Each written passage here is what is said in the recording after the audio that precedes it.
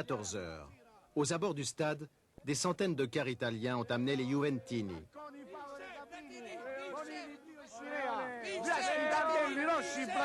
Ce groupe vient de Lecce, à 2500 km de Bruxelles.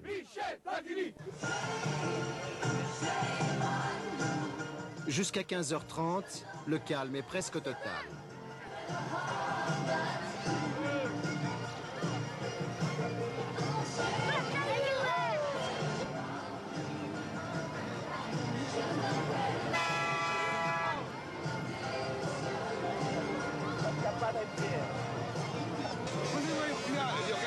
Mais subitement, les esprits commencent à s'échauffer lorsque les revendeurs de billets tentent de faire monter les prix.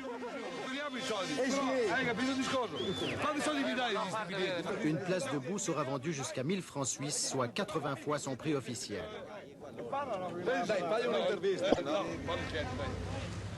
À 17h, soit dans moins d'une heure, les portes du stade vont s'ouvrir. L'attente est pourtant longue, la chaleur accablante.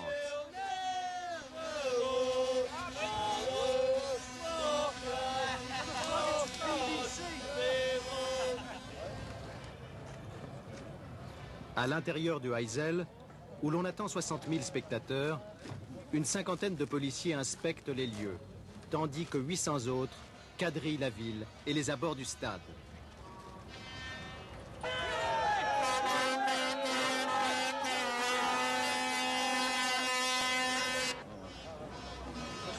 The sticks. Oh, all the sticks. Are you taking the Italian ones, are you? The black Ils ont notamment pour mission d'enlever les hampes des drapeaux.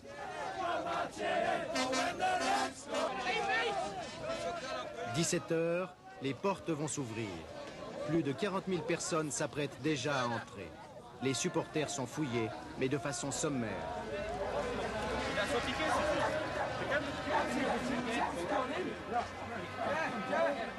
La tension monte. Un marché clandestin de billets s'organise.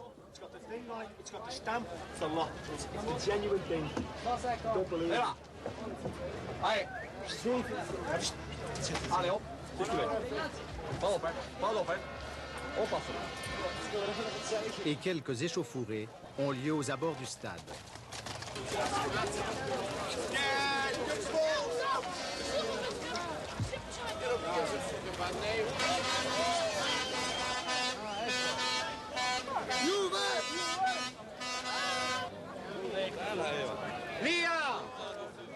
À 17h30, soit une demi-heure après l'ouverture des portes, près de 30 000 personnes sont déjà présentes à l'intérieur du stade.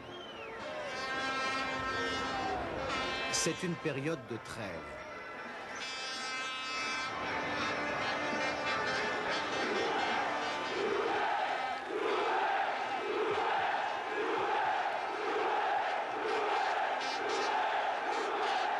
Tandis qu'un supporter italien se sacrifie pour faire monter l'ambiance, les Anglais chantent. La logique est respectée.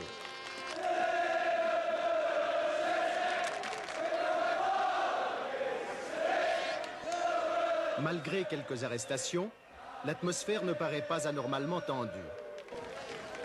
À l'extérieur pourtant, des policiers constatent qu'une dalle du stade a été descellée. Des spectateurs ont-ils pu s'infiltrer en nombre?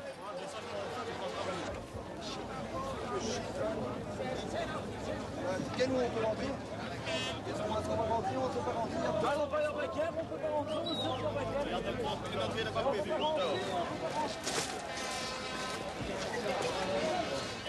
18h. Alors que plusieurs skieurs se font expulser, les supporters anglais sont de plus en plus nombreux dans un espace réduit. Une grille particulièrement mince les sépare de l'emplacement réservé aux détenteurs de billets vendus à Bruxelles. Or, ces derniers, par le jeu du marché noir, se trouvent être à 90% des supporters de la Juventus. Les injures vont bon train, sans parler des pierres lancées par les hooligans britanniques. 18h30, le calme revient. Il est vrai que la présence des joueurs de Liverpool semble apaiser les supporters anglais.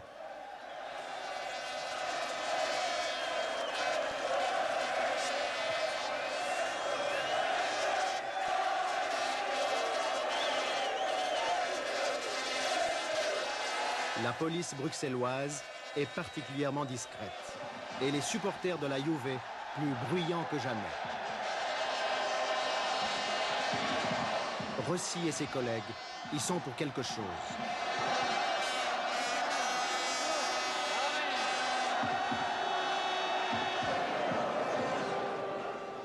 « 19h. Subitement, l'on sent que tout peut basculer lorsqu'un fanatique brûle, au milieu des supporters anglais, un drapeau italien. C'est le virage, le début d'un autre match. Des fusées vont être lancées sur les spectateurs italiens.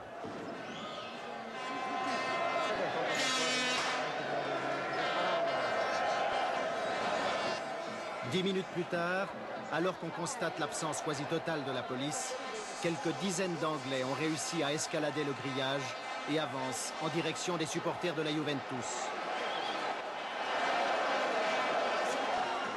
19h20, c'est le début de l'émeute.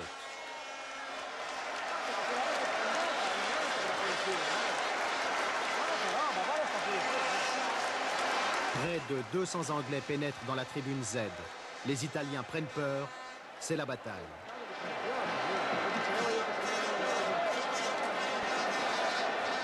Quelques blessés sont évacués.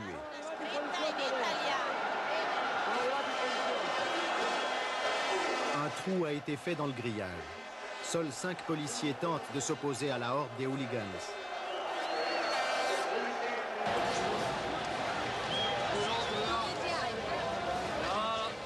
À l'extérieur du stade, notre deuxième caméra constate que des blessés fuient les gradins.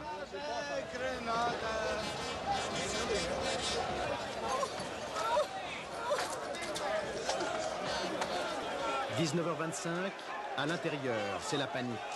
Un policier en civil tente d'empêcher les Italiens affolés de quitter les gradins.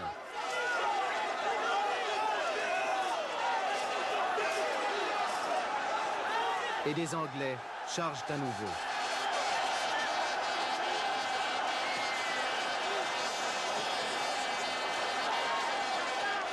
La peur cède la place à la panique.